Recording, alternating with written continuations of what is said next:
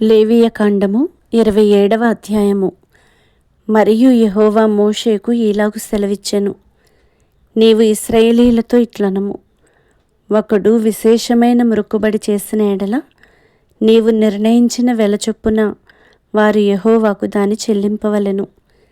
నీవు నిర్ణయింపవలసిన వెల ఏదనగా 20 ఏండ్లు మొదలుకొని 60 ఏండ్ల వయస్సు వరకు మగవానికి పరిశుద్ధ స్థలము యొక్క తులము వంటి 50 తులముల వెండి నిర్ణయింపవలెను. ఆడుదానికి 30 తులములు నిర్ణయింపవలెను.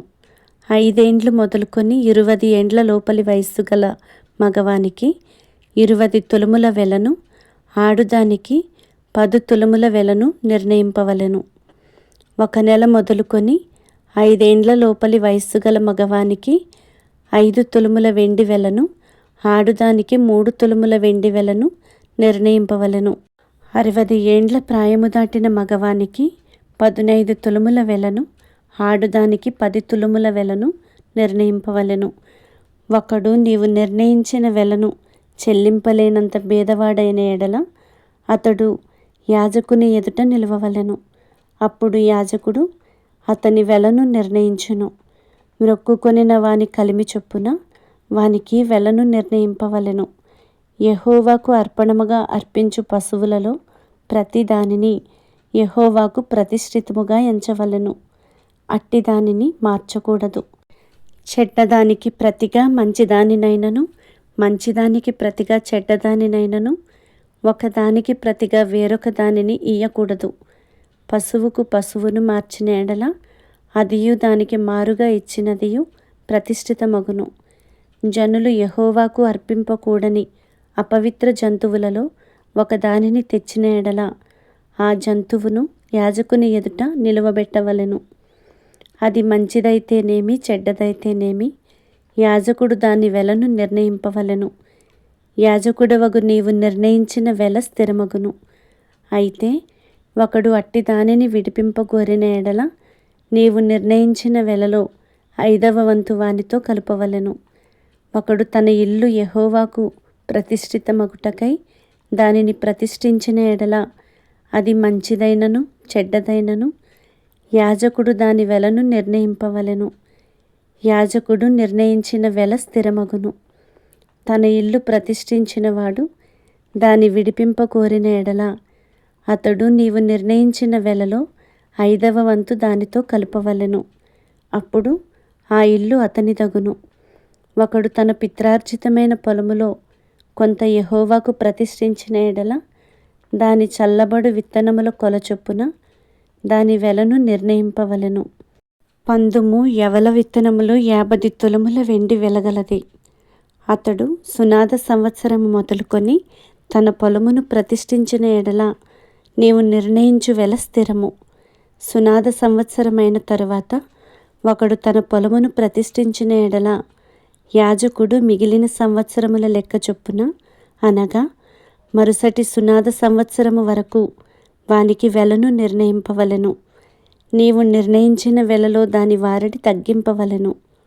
పొలమును ప్రతిష్ఠించిన వాడు దాని విడిపింపగోరిన ఎడల నీవు నిర్ణయించిన వెలలో 5వ వంతును అతడు దానితో కలుపవలెను. అప్పుడు అది అతనిదగును. అతడు ఆ పొలమును విడిపింపని ఎడలను వేరొకనికి దాని అమ్మిన ఎడలను మరి ఎన్నటికిని దాన్ని విడిపింప వీలు కాదు. ఆ పొలము సునాద సంవత్సరమున విడుదల కాగా అది ప్రతిష్ఠించిన పొలము వలె యెహోవాకు ప్రతిష్ఠితమగును. ఆ స్వాస్థ్యము యాజకునిదగును. ఒకడు తాను కొనిన పొలమును అనగా తన స్వాస్థ్యములో చేరని దానిని యెహోవాకు ప్రతిష్ఠించిన ఎడల యాజకుడు సునాద సంవత్సరము వరకు నిర్ణయించిన వెల చొప్పున అతనికి నియమింపవలెను. ఆ దినమందే నీవు నిర్ణయించిన వెల మేర చొప్పున యెహోవాకు ప్రతిష్ఠితముగా దాన్ని చెల్లింపవలెను.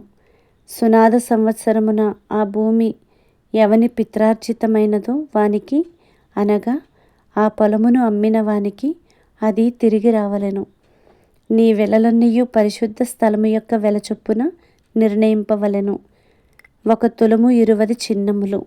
అయితే జంతువులలో తొలిపిల్ల యెహోవాది గనుక ఎవడునూ దాని ప్రతిష్ఠింపకూడదు. అది ఎద్దైననేమి గొర్రెమేకల మందలోనిదైననేమి యెహోవా దగును. అది అపవిత్ర జంతువైన ఎడల వాడు నీవు నిర్ణయించు వెలలో 5వ వంతు దానితో కలిపి దాని విడిపింపవచ్చును. దాని విడిపింపని ఎడల నీవు నిర్ణయించిన వెలకు దాని అమ్మవలెను. అయితే మనుష్యులలో గాని జంతువులలో గాని స్వాస్థ్యమైన పొలములలో గాని తనకు కలిగిన వాటన్నిటిలో దేనినైనను ఒకడు యెహోవాకు ప్రతిష్ఠించిన ఎడల ప్రతిష్ఠించిన దానిని అమ్మకూడదు, విడిపింపను కూడదు. ప్రతిష్ఠించిన సమస్తము యెహోవాకు అతి పరిశుద్ధముగా ఉండును. మనుష్యులు ప్రతిష్ఠించు వాటిలో దేనినైనను విడిపింపక హతము చేయవలెను. భూధాన్యములలోనేమి వృక్షఫలములలోనేమి భూఫలములన్నిటిలో 10వ భాగము యెహోవా సొమ్ము. అది యెహోవాకు ప్రతిష్ఠితమగును. ఒకడు తాను చెల్లింపవలసిన 10వ భాగములలో దేనినైనను విడిపింపగోరిన ఎడల దానిలో 5వ వంతును దానితో కలుపవలెను. గోవులలోనే గాని గొర్రెమేకలలోనే గాని కోల క్రింద నడుచునన్నిటిలో 10వ భాగము ప్రతిష్ఠితమగును.